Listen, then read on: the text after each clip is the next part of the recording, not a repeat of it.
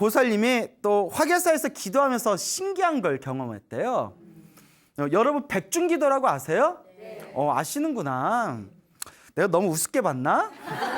불교에는 1년에 한 번 백중기도라는 게 있어요. 그래서 음력 7월 15일 날 우람분절이라고 해가지고 하한거, 3개월 하한거가 끝나면 스님들께 공양을 올리고 스님들이 돌아가신 영가들, 돌아가신 분들을 위해서 기도를 올리는 날이에요. 그때 신도들의 인연 있는 영가들이 다들 좋은데 천도되어진다는 특별한 날이거든요.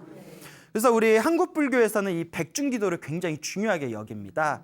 그래서 어디 사찰에 가면 백중기도 올릴 때 이렇게 위패에다가 돌아가신 영가 조상님들 이렇게 이름을 써가지고 벽에다, 법당벽에다가 이렇게 영단에다가 붙여놓거든요. 거기다 이제 스님들이 모여가지고 독경을 하는 거예요. 근데 이 보살님이 이제 절에 다니니까 화교사 법당에다가 이제 영단 있잖아요. 그 영단에다가 영가 이름 위패를 이렇게 다 붙였는데 집에 와서 깜짝 놀란 게 시아버지 위패를 안 올렸대요. 어머 내가 미쳤지. 어떻게 시아버지를 놓치지? 자기가 놀랬대요. 이거 어떡해. 내가 이거 어떡하지 해서 그는 이제 후다닥 가가지고 시아버지 이제 위패를 다 올렸답니다. 시아버지 미안합니다. 아버지 제가 정성껏 다시 올립니다 하고 시아버지 위패를 딱 올렸는데 남편하고 주말 부부래요. 주말 부부. 요새 뭐 주말 부부가 복이라고 하대요. 그런가요? 아니 나 주말 부부라서 그 애틋한 마음 보고 싶어서 어떻게 할까? 복이 많아서 주말 부부예요 이러더라고요. 진짜 그렇습니까? 맞습니까? 네, 그 결혼 왜 해? 자 이제 웃자고 한 말이고요. 그래서 이제 남편이 그렇게 이제 자기를 되게 아낀대요. 별꼴이야. 야 그렇죠? 자기를 되게 좋아하고 아끼는데 남편한테 막 문자가 오더래요. 갑자기 띵띵띵 하고 문자가 오더래요. 봤는데 깜짝 놀랐대요. 도저히 남편이라고 상상할 수 없는 되게 부정적이고 안 좋은 글들을 막 보내더래요. 너 뭐야? 너 어디 있어? 너 절에 있어? 너 선택해. 나야 절이야. 너 도대체 왜 그래? 너 내 성질 긋는 거야? 막 이러면서 한 번도 그런 일이 없었대요. 그래서 막 답장 보냈대요. 여보 왜 그래? 뭐가 문제인데? 뭐 넌 항상 그런 식이야. 너 절 다니고 변했어. 막 하고 막 폭언을 하더래요. 그러니까 그 보살님 말이, 그 보살님 좀 와일드하더라고요. 보살님 말이 문자를 보고 별 그지 같은 진짜 별 그지 같은 문자를 보내더래요 남편이. 진짜 불교 기도를 하기 전이었더라면 자기가 대판 한번 싸웠을 거래요. 근데 그동안 소나무에서 스님들께 법문 들은 게 있잖아요. 내 업이다, 내 업이다, 내 업이다. 관세음보살, 관세음보살 하면서 계속 이렇게 염불로 이겨냈대요. 그 남편이 그냥 밤 늦게까지 계속 문자가 오더래요. 그래서 막 부들부들 떨면서 관세음보살, 관세음보살. 그렇게 이제 백중기도를 잘 끝냈대요. 그게 이제 주말에 남편이 왔겠죠? 남편이 여보 나왔어 막 이러더래요. 뭐 지킬 봤어 하이드야? 뭐 왔다 갔다 해요. 그래서 부인이 이제 보살님이 그랬대요.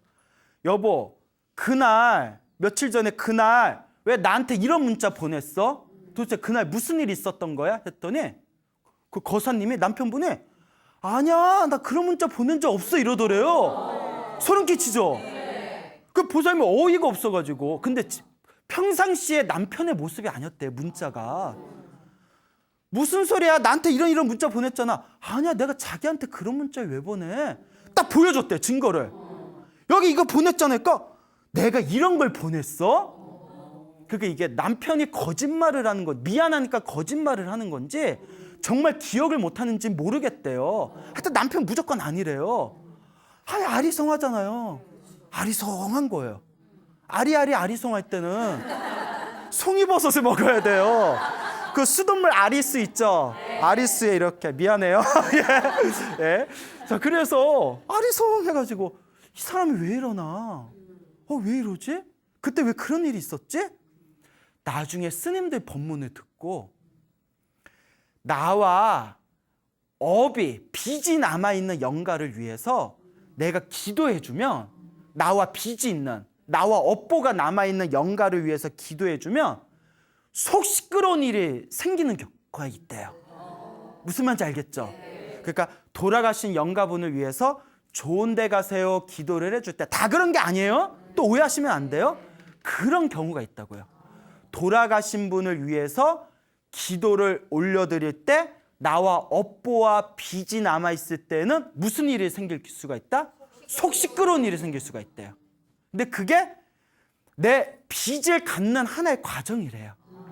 그때 그 보살님이 소나무에서 광우스님이 그렇게 얘기하던 크게 받을 건 작게 받는 거구나. 내가 시아버지와 내가 어떤 돌아가신 조상님들 영가 기도를 올렸더니 그 남편이 내 속을 갑자기 시끄럽게 하면서 뭔가 내 업장이 소멸되었나 보구나. 그런 느낌이 딱 오더래요. 그래서 스님 맞죠? 이래서 내가 거기서 아니라고 할 수는 없고 그냥 맞는 것 같아요. 내가 이렇게 말씀을 드렸죠. 난데 다 알겠어요. 그래서 보살님이 너무나 그런 어떤 이상한 경험을 했고 또 그렇게 백중기도를 하고 끝나고 난데 너무 마음이 편안해지더래요. 마음이 뭔가 이렇게 홀가분한 느낌이 들더라고. 그런 이야기를 하셨습니다. 여러분, 이와 같이 항상 우리 불자들은 매일매일이 기도여야 되고 하루하루가 염불이어야 되고 항상 1년 1년이 끊임없이 복을 짓고 공덕을 짓는 삶을 살아야 됩니다. 그것이 우리를 진정한 행복의 길로 이끌어주는 가장 유일한 방법이라는 것을 꼭 명심하시기 바랍니다. 네. 알겠죠? 네. 자, 또 무서운 얘기 하나 더 해드릴까요? 아까 거 무서웠어요? 안 무서웠어요? 아우, 기가 세. 그게 안 무서워? 예, 그래요. 또 무서운 얘기 하나 해드릴게요. 이건 조금 무서울 수도 있어요. 이분들 화계사 신도분이세요. 신도분인데 이분들 소나무 애청자이신데 이 보살님이 이제 아까하고 다른 보살님이세요. 이 보살님이 7, 8년 전에 겪었던 일이래요. 나 생각하니까 또 소름 끼친다. 얘기하지 말까? 할까? 말까? 해요? 500원. 예? 자, 그래요. 그래서 나 진짜 소름 끼쳐서 그래. 보살님이 7, 8년 전에 고3 아들이 있었대요. 그러니까 아침마다 밥 먹이고 도시락 해야 되잖아요. 아침에 제일 먼저 일어나서 항상 베란다 문을 열어서 환기를 시켰대요. 아침마다. 근데 아파트가 15층이었대요. 15층 아파트에 자기가 12층에 살고 있었대요. 몇 층? 12층. 15층에서 12층. 그런데 그날도 이제 아침에 일어나서 좋은 아침 하면서 베란다의 문을 다 열고 이렇게 있는데 위에서 뭐가 뚝 떨어지더래요. 엄마야, 뭐가 떨어졌을까? 화분? 사람? 사람이 뚝 떨어진 거예요. 베란다 문을 딱 열었을 때 하필이면 그때 위에서 사람이 뚝 떨어진 거예요. 그걸 본 거예요. 살다서 진짜 이게 그지 같은 경우죠. 어떻게 그 타이밍에 무섭죠? 사람이 뚝 떨어져 버렸어요. 직사했대요. 나중에 알고 봤더니 그 어르신이 계셨는데 어르신께서 우울증이 평소에 있었대요. 그래서 이제 아침에 이렇게 이제 투신 자살을 하셨는데 왜 하필이면 그 보살님이 문 열었을 때 뚝 떨어지는 걸 본 거예요. 야, 근데 중요한 게 있습니다. 평상시에 보통 사람 같았으면 이거 정신과 치료받아야 돼요. 약 먹고 치료받아야 돼요. 보살님이 온몸에 소름이 쫙 끼치고 막 덜덜덜덜 떨리더래요. 그래서 보살님이 이제 문제가 생긴 거예요. 심리적인 문제가. 그때 또 고3 때 중요할 때잖아요. 이제 엘리베이터를 타면 특히 혼자 타면 뒤를 쳐다볼 수가 없더래요. 온몸에 소름이 꽉 차서 도저히 뒤를 쳐다볼 수가 없는데 특히 엘리베이터를 타면 하필이면 또 12층이야. 1층에서 12층. 온몸이 그 12층 동안 그냥 호흡곤란이 올 정도로 패닉 상태라고 하죠. 꽉 해서 덜덜덜덜 패닉 상태. 엘리베이터 안에서. 야, 근데 이거는 그분이 멘탈이 약한 게 아니에요. 누구라도 그럴 거예요. 그래서 끊임없이 그렇게 이제 고통을 당하니까 이제 자기 정신이 피폐해지는 게 느껴지더래요. 그러겠죠. 자, 중요한 게 있습니다. 트라우마라는 게 있어요. 정신적인 어떤 상처를 받은 걸 트라우마라고 하는데 이게 깊어지고 치료가 절대 안 되면 이게 굉장히 심한 정신병이 될 수가 있답니다. 왜곡된 성격이라든가 정신적인 질환이 될 수 있거든요. 근데 재밌는 게 트라우마가 심한 사람들이 의외로 의학의 치료를 받아도 효과가 잘 못 보는 경우가 많아요. 그렇죠. 뭐 약 먹는다고 다 나면 얼마나 좋겠어요. 그러다 보니까 효과를 보신 분도 있지만 굉장히 힘들어하고 또 약을 세게 처방받으면 계속 무기력증에 빠진대요. 일상생활이 힘들기도 하고. 그래서 우리 주변에 보면 많이 좀 힘들고 정신적으로 괴로운 분들이 있잖아요. 또 솔직히 그런 분들이 가끔 저한테 찾아오거나 연락도 와요. 근데 저는 제가 소나무에서 몇 번 들었지만 저는 드릴 말씀이 없어요. 저는 기도해라 라는 말밖에 드릴 말씀이 없어요. 제가 뭐 사주를 보겠어요. 제가 뭐 관상을 보겠어요. 제가 뭐 풍수지리를 보겠어요. 그리고 그거는 근원적인 치료가 안 돼요. 오직 뭐 해라? 기도해라. 정말 기도하면 효과가 있어요. 그 보살님이 성근이 있었어. 무엇이 있었다? 그래도 절에 다니고 법문 들은 게 있어서 딱 기도를 시작했어요. 대단한 거죠. 딱 기도를 시작했습니다. 그래서 기도를 하면서 어떤 기도를 했냐면 그 자살하신 어르신께서 좋은 곳으로 가게 해주세요. 이해 가십니까? 네. 그분이 좋은 데로 가게 해주세요라고 기도를 했대요. 어디로 가게 해주세요? 좋은 가로. 이걸 영가천도 기도라고 해요. 그 어르신께서 부디 좋은 곳으로 가게 해주세요 하고 매일매일 간절하게 기도 올렸대요. 간절하게 정성스럽게 이제 기도를 올렸는데 그렇게 이제 기도를 올리고 매일매일 그분을 위해서 기도를 올리고 또 기도를 올렸을 때 한 뭐 3개월인가 지났나 봐요. 기도를 딱 마치고 나서 항상 마지막에 항상 그 어르신께서 좋은 곳으로 편안한 곳으로 가게 해주세요 라고 딱 이렇게 마음으로 비는 순간 몸에 뭐가 쑥 빠져나가는 느낌이 들더래요. 진짜 그냥 몸에 뭐가 홀가분하게 쑥 빠진 느낌이 들면서 몸과 마음이 너무나 깃털같이 편안하더래요. 여러분 이런 세계가 있습니다. 과학으로 표현할 수 없는 세계가 있어요. 아니 뭐 그게 진짜 귀신이었는지 아니었는지 자기 정신적인 그냥 착각이었는지 그건 몰라요. 사실 그게 귀신이 아니고 그분이 충격받은 정신적인 스스로 만들어낸 무의식의 고통일 수도 있어요. 그렇지만 이건들 어떠고 저런들 어때요? 낫잖아요. 아니 짜장면 먹든 짬뽕 먹든 어때요? 배부르잖아요. 이거 비유가 맞나? 아닌 것 같은데. 뭐가 쑥 빠져 나가는 느낌이 들면서 몸과 마음이 깃털같이 편안하더래요. 그리고 밤 12시에도 혼자 엘리베이터를 타서 아무렇지도 않게 정말 무슨 일이 있었다는 듯이 그냥 뒤를 쳐다볼 수 있게 되었대요. 치유가 된 거예요. 내가 그 얘기를 직접 들은 거예요. 보살님께. 너무 대단하다. 그거다. 그게 불자의 모범 답안이다. 힘들고 괴로우면 기도해라. 복을 주어라. 아까 첫 번째 이야기의 보살님도 가위 눌리던 보살님. 제사 지내봤잖아요. 효과가 없었대요.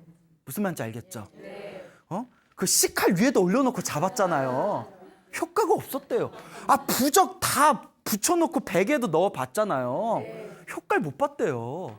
무엇으로 효과 봤다? 내 업은 내가 풀어야 돼요. 그래서 이게 끊임없이 소나무에서 전하고자 하는 메시지였습니다. 네 업은 네가 풀어라.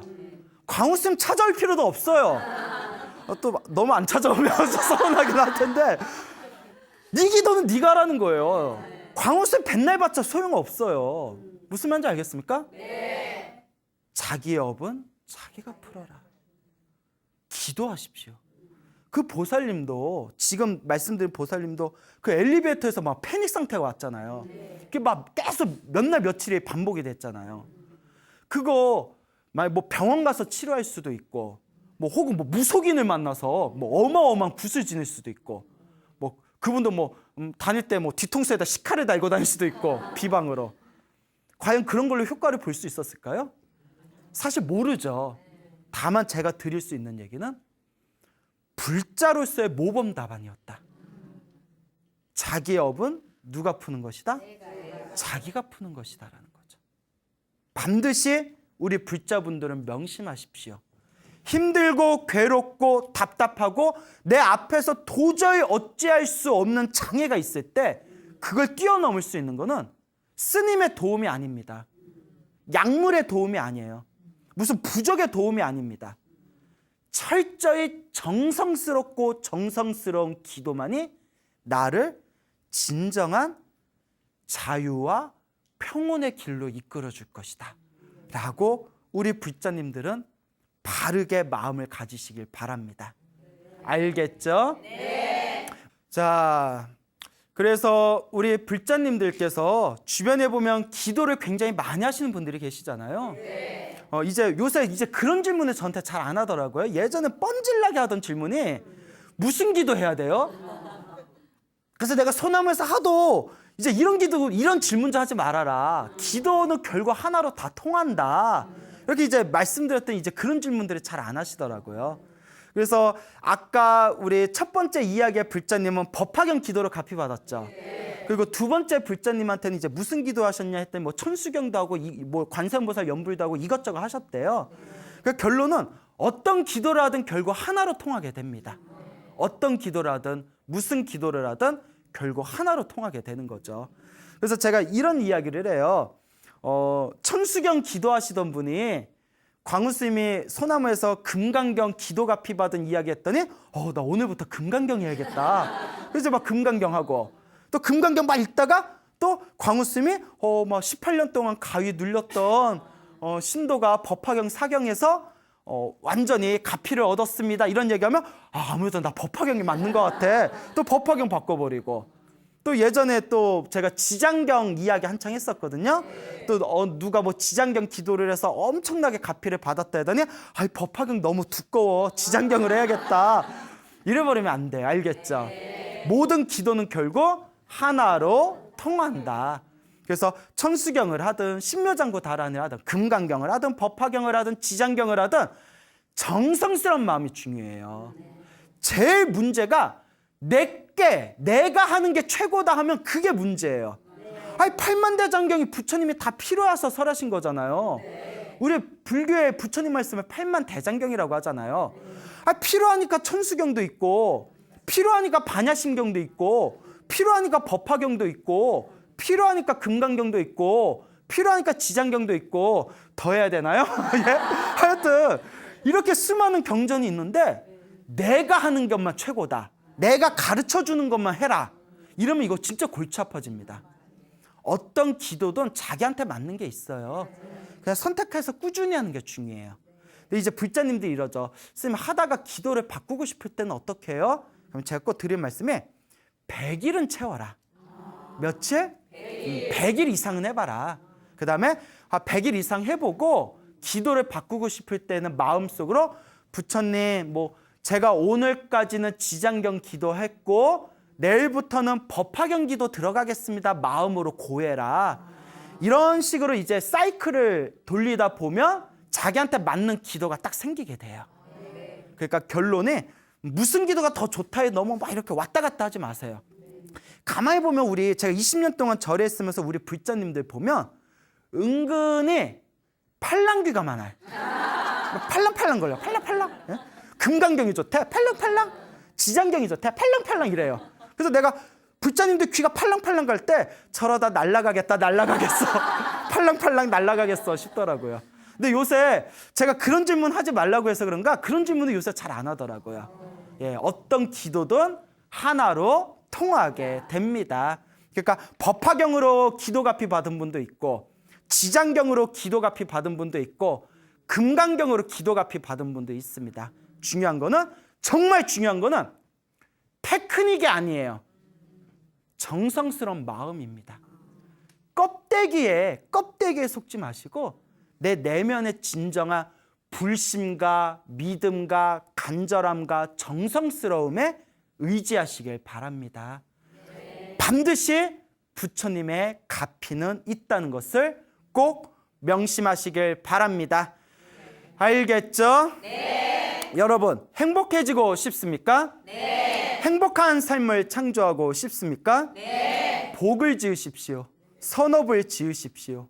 공덕을 쌓으십시오. 복과 선업과 공덕의 힘이 여러분들을 진정한 행복의 길로 이끌어 줄 것입니다. 여기서 마치겠습니다. 소중한 나